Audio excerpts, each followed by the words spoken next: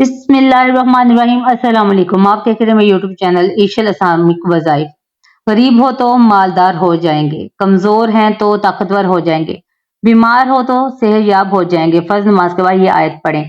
हज़रत मोहम्मद सल्लल्लाहु अलैहि वसल्लम ने फरमाया, तेज रफ्तार दुनिया में जिसमें हम रहते हैं, रोजमर्रा की जिंदगी की हलचल में खो जाना आसान है। हमें मुसलसल चैलेंजों, गैर यकीनी सूरत हाल और कमजोरी के लम्हात का सामना, लेकिन बहैसियत मुसलमान हमें कुरान के तोहफे से नवाजा गया है, जो हदायत, सुकून और तहफ़्फ़ुज़ का एक अब्दी जरिया है।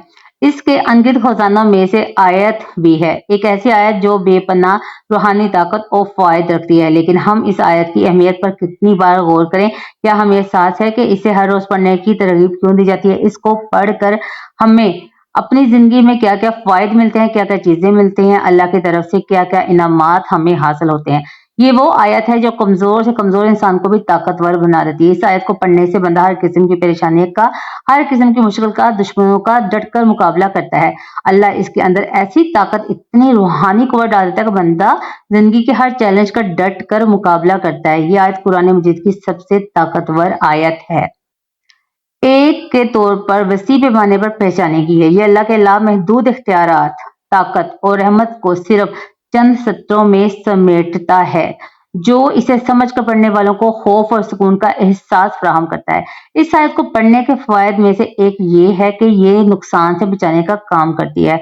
मुख्तलिफ अहादीस के मुताबिक इस आयत की तलावत से शयातीन, नजर बद और दीगर खतरात से खुदा की हिफाजत होती है। नबी अकरम सल्लल्लाहु तआला अलैहि वसल्लम से रवायत है कि आप सरकार सल्लल्लाहु तआला अलैहि वसल्लम ने फरमाया, जिसने हर फर्ज नमाज के बाद आयतल कुर्सी पढ़ी, इसके और इसके जन्नत के दरमियान सिवाय मौत के और कोई हल नहीं है। तो नाज़रीन, ये आयत जो एक है, आयतल कुर्सी है। आयतल कुर्सी को रोजाना की आदत बनाने के लिए सिर्फ ये हदीस काफी है। इससे जिंदगी और आखिरत दोनों में अल्लाह की मुसलसल हिफाजत में रहने का तसव्वुर है। आयतल कुर्सी को अपने रोजमर्रा के मामूलात में शामिल करने से बरकतों में इजाफे के दरवाजे खुल जाते हैं।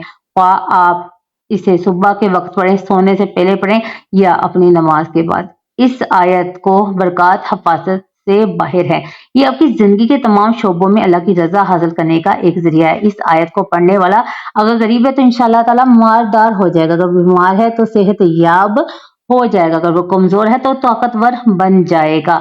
नबी पाक सल्लल्लाहु अलैहि वसल्लम से एक मर्तबा एक साहबी ने रिज़्क़ की तंगी की शिकायत की, तो आप सरकार सल्लल्लाहु अलैहि वसल्लम ने फरमाया कि तुम आयतल कुर्सी क्यों नहीं पढ़ते? क्योंकि आयतल कुर्सी जिस घर में पढ़ी जाती है, इस घर पर मोहताजी का दरवाजा बंद हो जाते हैं, बरकत के दरवाजे खोल दिए जाते हैं, रिज़्क़ के दरवाजे खोल दिए जाते हैं।